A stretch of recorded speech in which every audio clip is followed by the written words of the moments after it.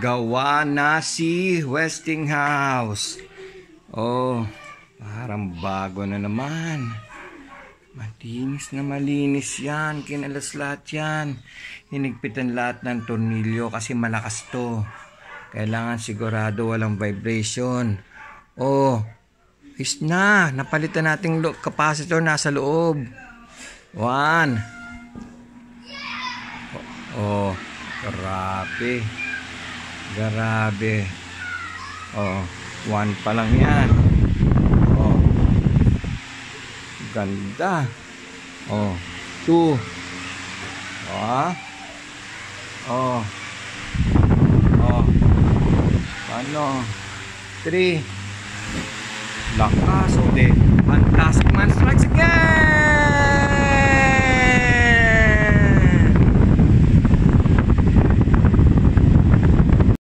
Okay, dito na tayo sa floor fan industrial Westinghouse. Kinalas na natin. Ito na yung makina niya. Saksak. Oh, paramdaman ulit natin yung makina. Yun. Tanggalin natin ito. Okay.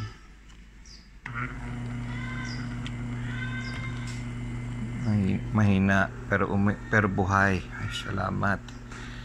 Okay, linis lang to. Reset natin yung mga spacer. Linisin natin bushing. Itong shafting. Ayan. Okay. Nung ano ayaw umandar.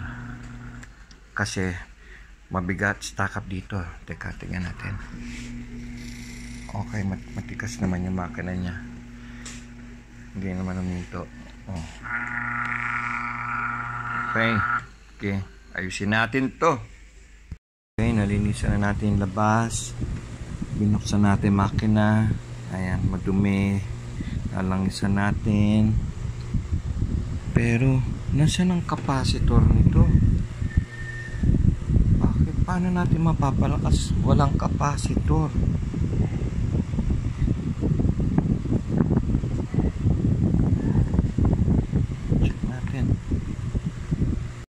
Nice na, naibalik na, nalinisan na.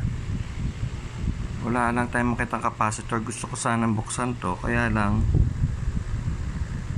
oh, talagang sadyang ang screw na nilagay triangle type para hindi natin mabuksan. Oh, wala naman tayong ganyan triangle type na ano.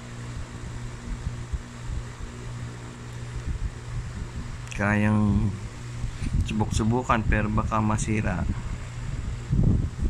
Baka nandiyan sa loob ang capacitor eh. Tignan natin. Hindi naman natin na ano masyado na damage. Hanap ako ng matigas na matibay na kaya niyang kumapit. So, tanggalin na lang natin yung iba. Yes, oh. Buksan natin. Tama suspecha ni Fantastic Man. Nasa loob ang capacitor. Oh, napagtatsagaan talaga lahat yan eh. Pag discarded, ano talaga. Okay, papalitan na natin yan ng ibang klaseng screw. Hindi na tayo mahirapan susunod. O, tingnan natin kung anong klaseng capacitor to. Yan, kinalas na natin. 2.5. Meron din ako niyan. 2.5. Ito, umorder tayo. 2.5. Okay.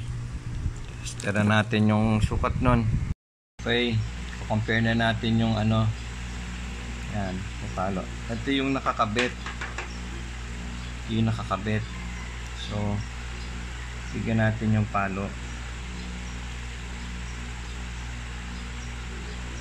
Ayun, mahina oh. Oh.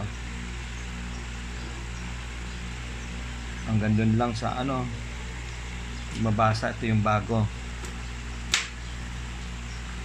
Dapat pipitik yan.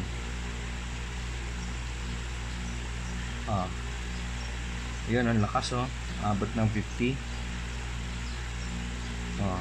Sigurado na tong lalakas to electric pa na to.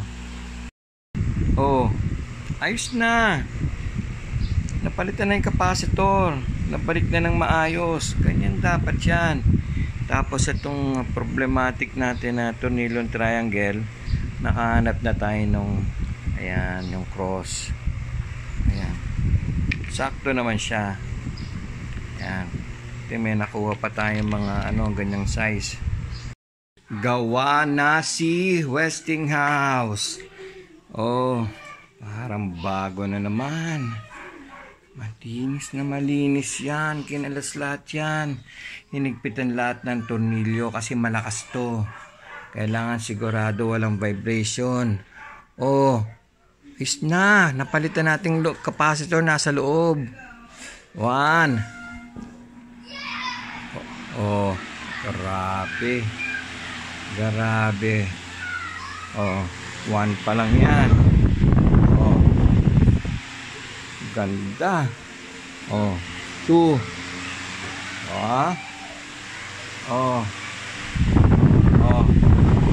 Paano?